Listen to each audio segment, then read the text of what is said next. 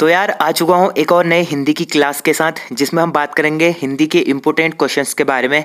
जिसमें आज का हमारा चैप्टर रहने वाला है अनेक शब्दों के लिए एक शब्द। ठीक है, वाक्यांश के लिए एक शब्द करके एक चैप्टर है, इसके बारे में बात करेंगे। आगामी एग्जाम जो कनिष्ठ सहायक का है 5 मार्च को, उसके लिए काफ़ी इंपॉर्टेंट होने वाला है।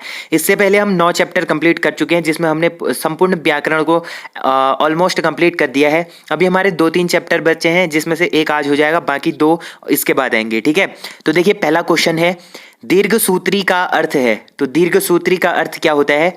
धीमी गति से कार्य करने वाला। ठीक है, जो धीमी गति से कार्य करता है उसको बोला जाता है दीर्घ सूत्री। ठीक है, अगला है निशीथ का उपयुक्त अर्थ है। जो निशीथ है इसका उपयुक्त अर्थ क्या होगा? इसका उपयुक्त अर्थ हो जाएगा अर्धरात्रि का समय। ठीक है, अर्धरात्रि के समय को बोला जाता है निशीथ। ठीक है, निशीथ बोला जाता है।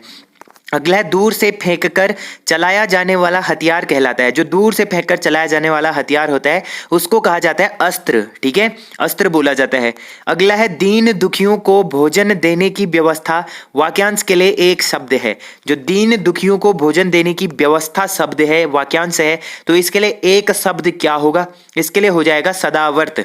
ठीक है, सदावर्त बोला जाता है दीन दुखियों को भोजन देने की व्यवस्था। अगला है जिसमें जानने की इच्छा हो के लिए एक शब्द है। तो जिसमें जानने की इच्छा होती है उसके लिए एक शब्द क्या होगा? उसके लिए एक शब्द हो जाएगा हमारा जिज्ञासु। जिज्ञासु बोला जाता है जिसमें जानने की इच्छा होती है। अगला है जिसकी आशा न की गई हो। जिसकी आशा ही न की गई हो उसके लिए एक शब्द क्या होगा? उसके लिए एक शब्द होगा अप्रत्याशित। ठीक है, अप्रत्याशित होता है जिसकी आशा ही न की गई हो।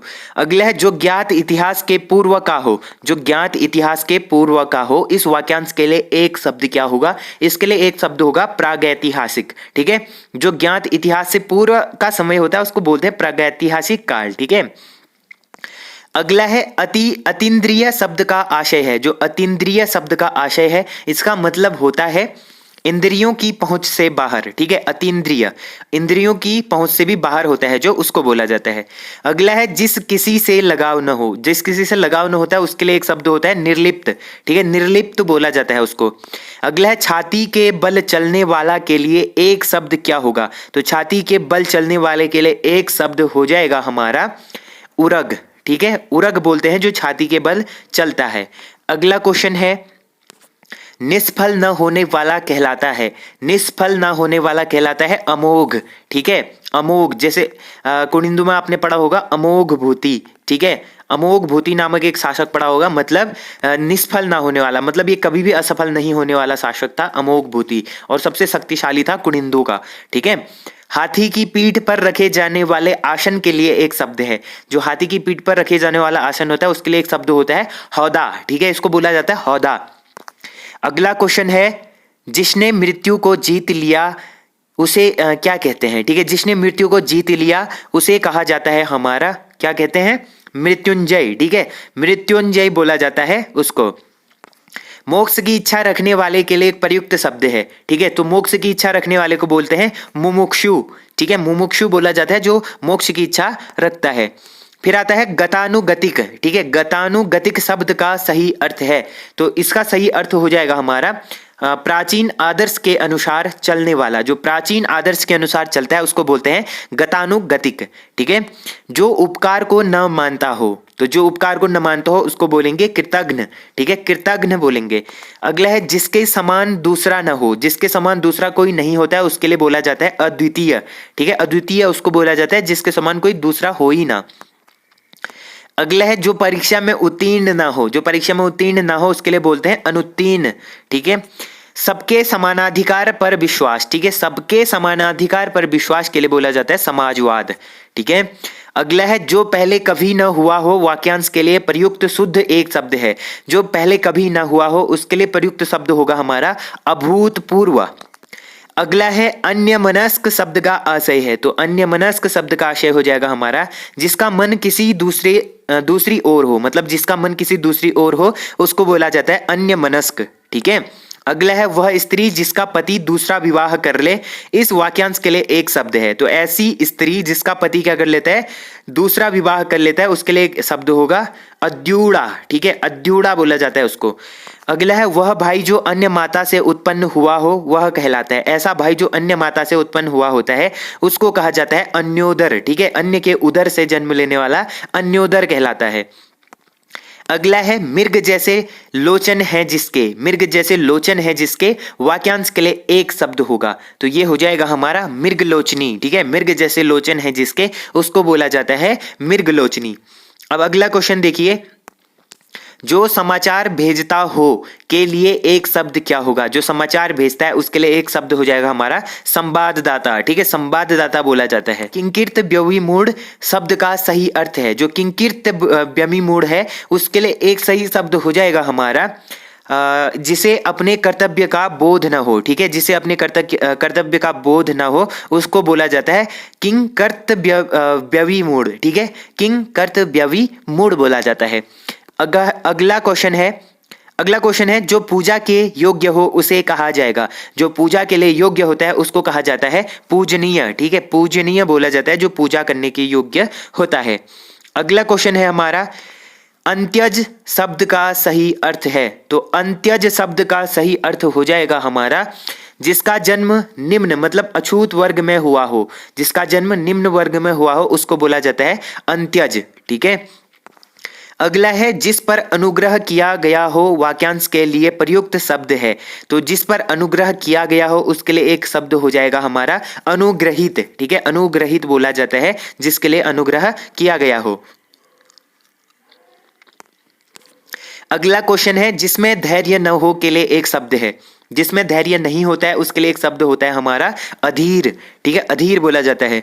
बहुज्ञ शब्द का सही अर्थ है। तो बहुज्ञ शब्द का सही अर्थ होगा हमारा जो बहुत क्या हो, जानकार हो। जो बहुत जानकार हो उसको बोला जाता है बहुज्ञ।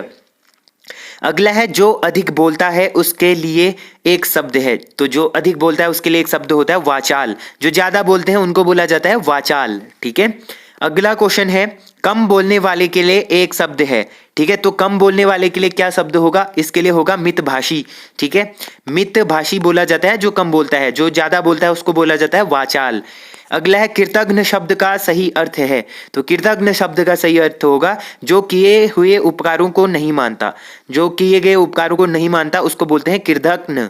ठीक है, इनमें से शब्द और उसके सही अर्थ का एक युग्म गलत है वह है। तो एक युग्म गलत होगा इसमें से, वो कौन सा है वो बताना है। ठीक है, तो देखिए तितारसु। ठीक है, तितीर्षु। तितीर्षु मतलब तप करने में संलग्न, तो ये क्या होगा, बिल्कुल गलत होगा। ठीक है, बाकी देखिए मुमुक्षु बोला जाता है मोक्ष प्राप्त करने का अभिलाषी। युयुत्सु बोला जाता है जो युद्ध करने का इच्छुक होता है, युयुत्सु। ठीक है, जिज्ञासु जानने की इच्छा रखने वाला। अगला क्वेश्चन है जंगल में लगने वाली आग वाक्यांश के लिए एक शब्द है। तो जंगल में लगने वाली आग के लिए एक शब्द होता है दावानल। ठीक है, दावानल बोला जाता है जो जंगल में लगने वाली आग होती है। अगला है जिसे बुलाया न गया हो वाक्यांश के लिए एक उपयुक्त शब्द है। जिसे बुलाया ना गया हो उसके लिए एक उपयुक्त शब्द होगा हमारा अनाहूत। ठीक है, जिसको बुलाया ही ना गया हो उसको बोलते हैं अनाहूत। अगला है जिसका निवारण न हो सके। जिसका निवारण न हो सके इसके लिए एक शब्द है। तो इसके लिए एक शब्द होगा हमारा अनिवार्य। जो निवारण न हो सके उसको बोलते हैं अनिवार्य। जो मापा न जा सके इसके लिए सही अर्थ होगा जिसको माप ही नहीं सकते उसको बोलते हैं अपरिमेय। ठीक है, अपरिमेय संख्याएं होती है ना जिनको हम माप नहीं सकते हैं। अगला है वह स्त्री जिसका पति प्रदेश से आने वाला हो, इसके लिए एक शब्द क्या होगा। जिसका पति प्रदेश से आने वाला होता है उसके लिए एक शब्द होता है, तो उसके लिए एक शब्द होगा आगमिस्त पतिका। ठीक है, आगमिस्त पतिका बोला जाता है जिसका पति प्रदेश से आने वाला होता है। रजोगुण वाला। ठीक है, रजोगुण वाले को क्या कहते हैं, राजसिक बोलते हैं। ठीक है, जिसने ऋण चुका दिया हो वाक्यांश के लिए एक शब्द है। तो जिसने लोन लिया था, ऋण लिया था, वो चुका दिया है अब, तो इसके लिए एक शब्द हो जाएगा उऋण। ठीक है, उऋण होगा उसके लिए।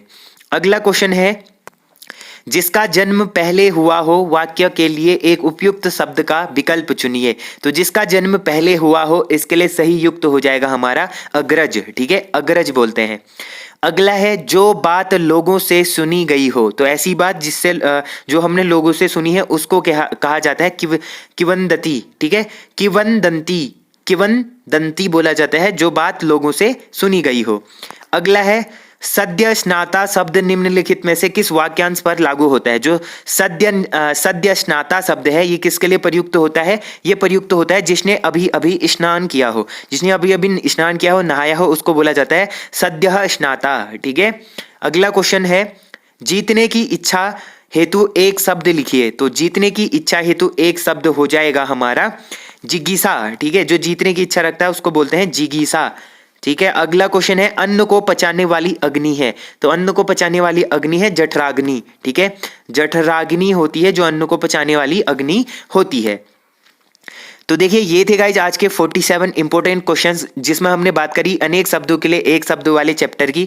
तो होप करता हूँ आप लोगों को ये क्वेश्चंस अच्छे लगे होंगे। अगर वीडियो अच्छी लगी तो वीडियो को मेक श्योर लाइक जरूर करना। जो लोग चैनल पर नहीं आ रहे हैं चैनल को सब्सक्राइब जरूर कर देना। तो मिलते हैं ऐसी इंटरेस्टिंग वीडियो में, तब तक के लिए take care and bye bye.